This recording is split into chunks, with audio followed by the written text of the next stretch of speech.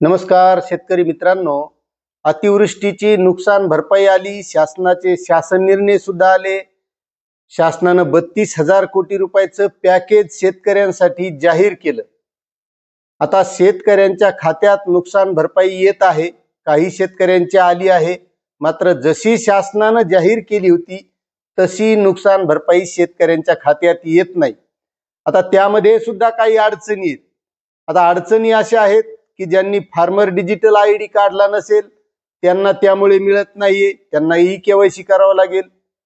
काही म्हणतात की आधार कार्ड बँकेला लिंक नाही म्हणून आली नाही, काही म्हणतात बँकेची ई-केवायसी केली नाही म्हणून शेतकऱ्यांना मिळाली नाही।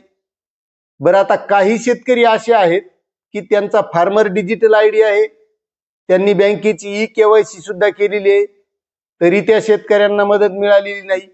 आणि आता काही शेतकरी तर असे आहेत की त्यांच्या खात्यामध्ये नुकसान भरपाई सुद्धा आलेली आहे, मात्र त्यांना उचलता येत नाही। मग आता याची नेमकी काय कारण आहेत, मग शेतकऱ्याला नुकसान भरपाई मिळणार का नाही त्याबद्दलची सविस्तर माहिती आपण आजच्या व्हिडिओमध्ये घेणार आहोत। तत्पूर्वी तुम्हाला एक विनंती आहे, तुम्ही जर आपल्या चॅनलवर नवीन असाल तर चॅनलला सबस्क्राईब करा, व्हिडिओला लाईक करा आणि प्रत्येक शेतकऱ्यापर्यंत ही माहिती शेअर करा। शेतकरी मित्रांनो, सरकारनं सांगितलं होतं की दिवाळीच्या अगोदर शेतकऱ्यांची दिवाळी गोड व्हावी म्हणून शेतकऱ्यांच्या खात्यामध्ये ही अतिवृष्टी अनुदानाची रक्कम दिल्या जाणार आहे। मात्र दिवाळीच्या अगोदर काही मोजक्याच शेतकऱ्यांच्या खात्यामध्ये आलेली आहे आणि जाहीर करते वेळेस तर सांगितलं होतं की 18,500 रुपये हेक्टरी जिरायतीसाठी ही नुकसान भरपाई मिळणार आहे।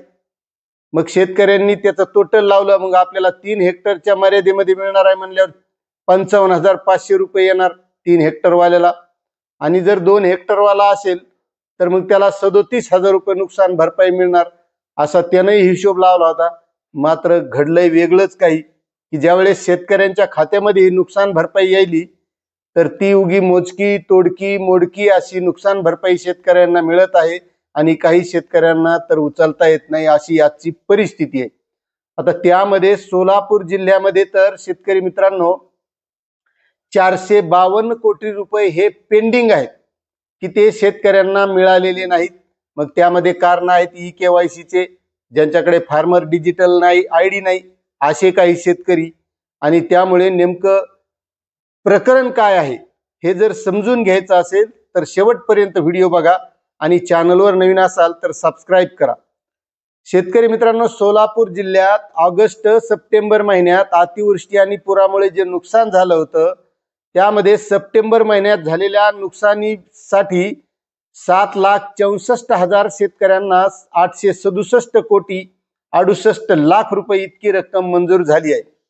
आता यापैकी 4,03,411 शेतकऱ्यांची रक्कम 480 कोटी 18 लाख रुपये शेतकऱ्यांच्या खात्यावर वर्ग करण्यात आली।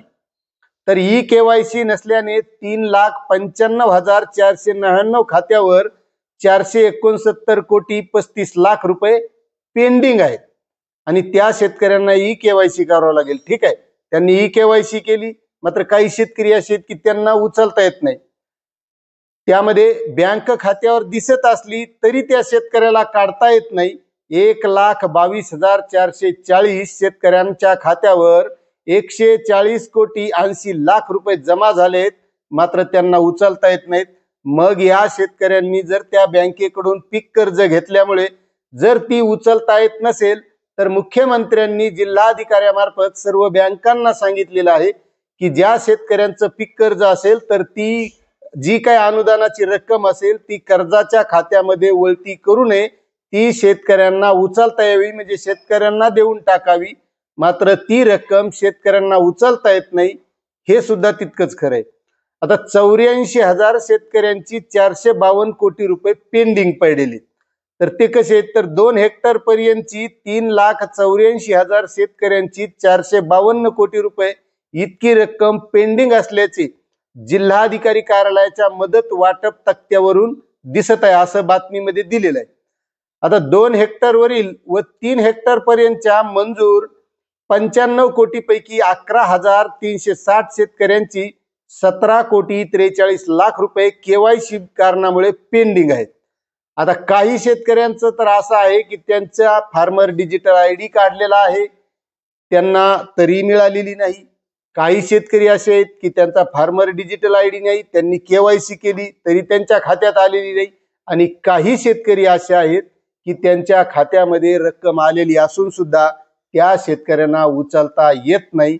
म्हणजे नेमकं शेतकऱ्यांना प्रश्न पडलाय की ही नुकसान भरपाई मिळणार कधी, ही आपल्या उपयोगी पडणार कधी, आणि आता शेतकऱ्यांना ही नुकसान भरपाई मिळणार कशी, असा सर्व शेतकऱ्यांना सोलापूर जिल्ह्यातील पडलेला प्रश्न आहे. ही सोलापूर जिल्ह्याबद्दलची महत्वाची अपडेट होती. आता शेतकरी मित्रांनो, तुम्हाला ही अपडेट कशी वाटली आणि तुमच्या खात्यामध्ये रक्कम आलेली आहे का, नक्कीच कमेंट करा. चॅनलवर नवीन असाल तर सबस्क्राईब करा, व्हिडिओला लाईक करा. धन्यवाद.